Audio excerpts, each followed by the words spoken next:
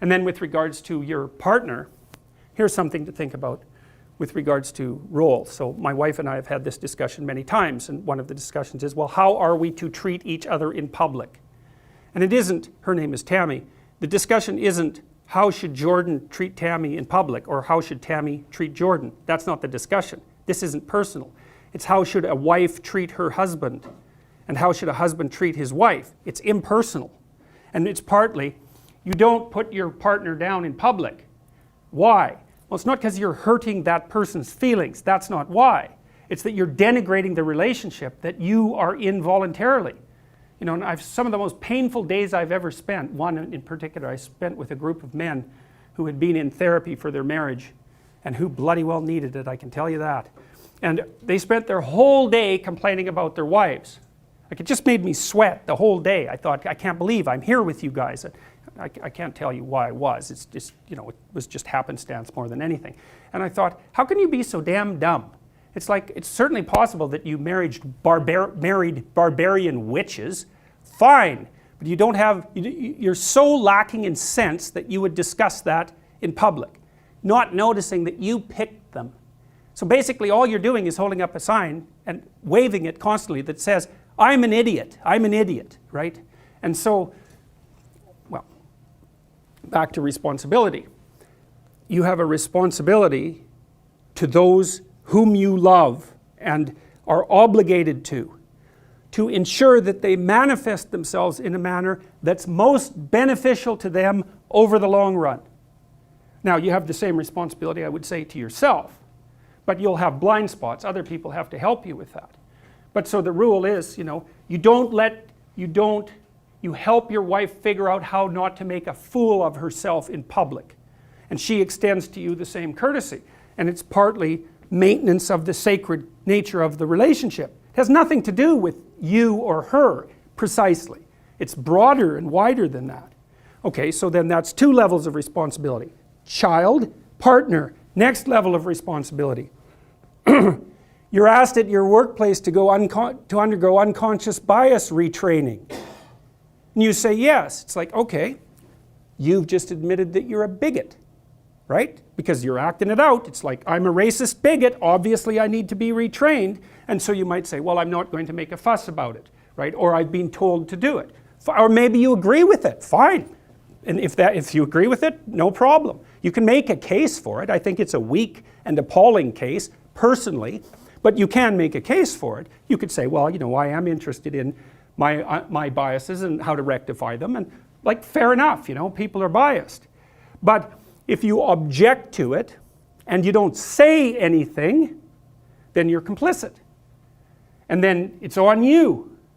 And you know, like, A causes B and C, and B causes C and D, and so forth. The thing it doesn't always, but it has this tendency to expand.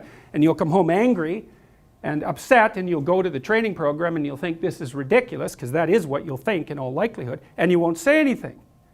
But it eats at you. Well, you've abrogated your responsibility.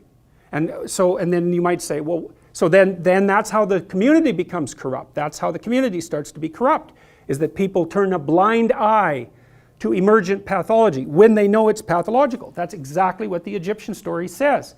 Osiris is overcome by Seth because he's willfully blind. Willfully blind, which means he knows, but refuses to, he knows, quote, his predator detection systems have gone off.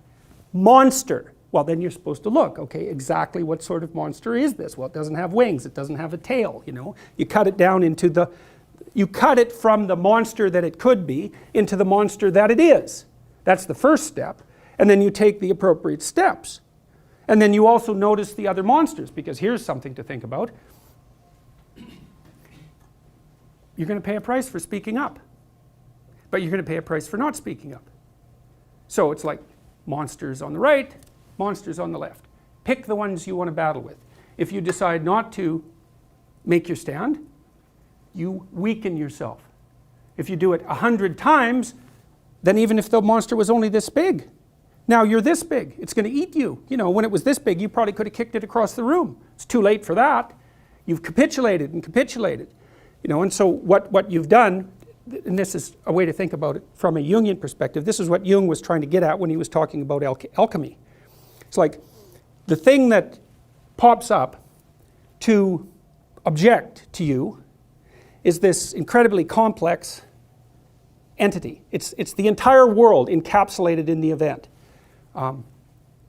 If you interact with it, you unpack it. You differentiate your sense of the world, and you gather new skills. Let's say we're having a conversation, and it's flowing melodically, and all of a sudden I say something, and there's a disjunction, right? You're offended by it. There's some negative emotion that comes up, or you know, maybe I've said something to impress you or to be arrogant, and you respond badly. It's like you've got this melodic thing going on. It's a consensual frame, and something pokes itself up to put a disjunction in the conversation. It's like, well, that's where the information is.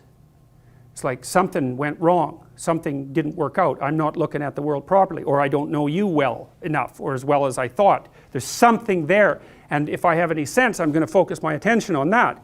Like, not obsessively or anything like that, but that's where all the information is. Because as long as what we're doing is working, then we both know enough already. As soon as what we're doing together isn't working, then that's instant evidence that there's something about us that needs to be updated. And you might think, well, that's a terrible thing, and the answer is yes, of course it is. It's a terrible thing, but it's also the thing, and this is the next stage of the development of this, let's call it universal morality. It's like the universal morality might be found in the answer to the question, what should you do when you make a mistake? Now, one answer is catastrophic dissolution. That's a collapse into chaos. Well, no one is going to pick that voluntarily. Let's put it that way. It's unbelievably unpleasant, terribly anxiety provoking, shameful, and painful all at the same time. Worse, it can mean the absence of positive emotion, because if you really collapse into chaos, not only are you overwhelmed by negative emotion, but the positive emotion system shut off, and that's what happens to someone who's extraordinarily depressed and also hyper anxious at the same time. Not only are they suffering from an excess of negative emotion, but they've got no incentive movement forward whatsoever. Okay, so that's not an optimal solution because it takes you out. The other possible, and so I would call that a nihilistic solution or a chaotic solution. It's not a solution, it's a dissolution. And you could think about it as a precursor to a potential solution, but it's very easy to get stuck there. And that's why Jonah could have stayed in the belly of the whale along with all the other people that were eaten by the whale and never got back out.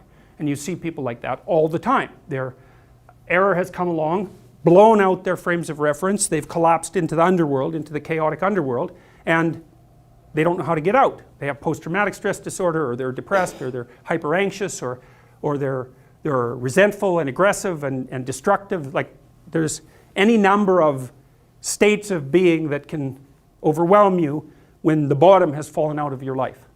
So it isn't something that people are going to,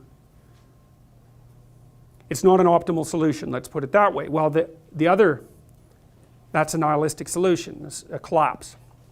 The other solution is, we're talking, and I don't get what I want from you, and so I say, you better not do that again. I don't want to see that from you again. And so that's a tyrannical attitude, right? What I'm going to do is I'm going to take my universe of order and its predictions, and I'm going to say, you go along with this, or I'm going to punish you. And now there is an element in society, like society is made up of threats like that to some degree. It's an ineradicable part of society. That would be the tyrannical aspect of the great king, let's say. You know, we've organized a set of punishments and threats that keep each of us in alignment.